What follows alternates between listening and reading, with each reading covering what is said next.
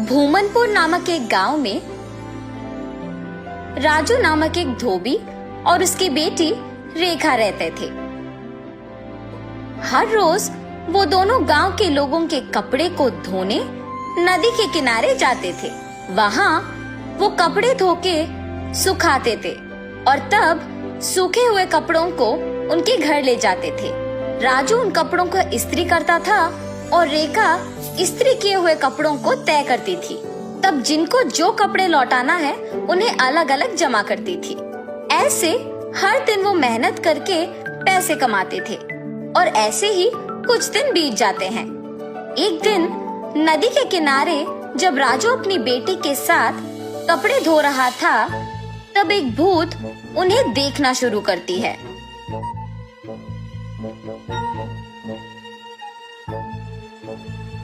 न जाने मैं कब ऐसे कपड़े पहनूंगी। ऐसे उन कपड़ों के पास जाकर उन्हें पकड़ने की कोशिश करती है, लेकिन उन्हें पकड़ नहीं पाती है।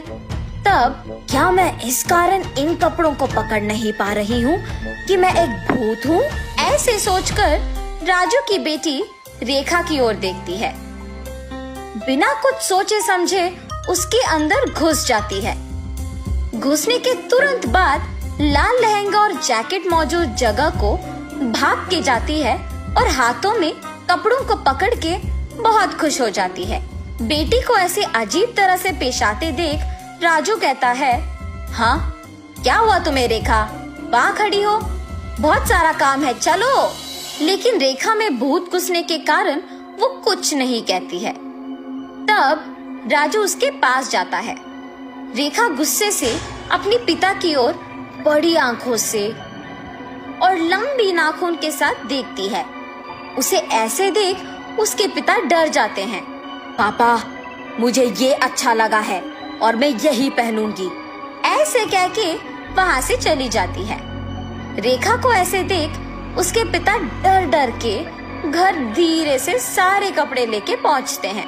तब तक रेखा वहाँ उसको जो कपड़े पसंद आए वो सारे पहन के तैयार होती है। अपने आप को वो सुंदर कपड़े पहने हुए आईने में देख बहुत खुश हो जाती है। हम सबको वो दिखने में रेखा थी, मगर उसको उसकी असली रूप एक भूत के ही रूप में दिखती थी।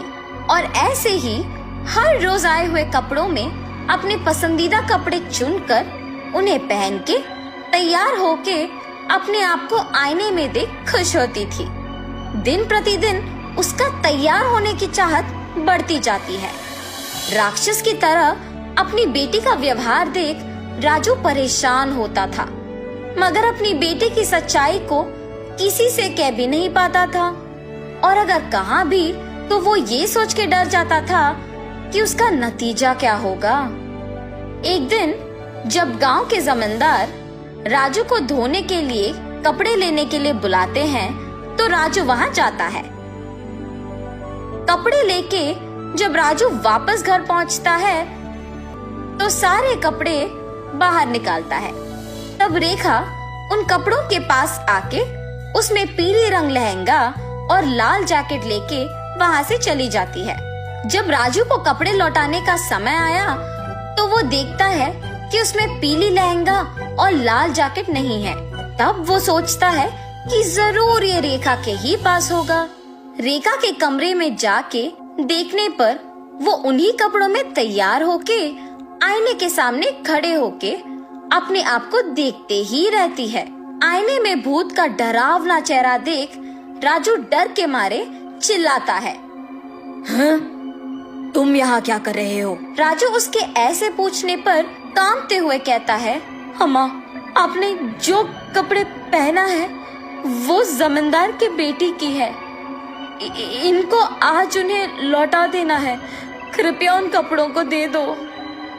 हाँ? क्या? कपड़े? बिल्कुल नहीं दूंगी, जाओ यहाँ से। ऐसे कपड़े उनके पास बहुत होंगी, अगर आप अभी इन कपड़ों को वापस कर देंगे तो और भी कपड़े लेके आऊंगा। अब अगर मैं इन कपड़ों को नहीं लौटाऊंगा तो मेरा व्यापार नहीं चलेगा। मैं हाथ जोड़ के विनती करता हूँ, वापस कर दो, तुम मेरी बेटी नहीं हो। हा हा हा, सही पहचाना। हाँ, मैं तुम्हारी बेटी नहीं हूँ। ऐसी और कपड़े हैं? हाँ, बहुत सारे। तो फिर इन कपड़ों की मुझे क्या जरूरत? ऐसे कहकर उन कपड़ों को वहां छोड़ के हवा में उड़ के गायब हो जाती है।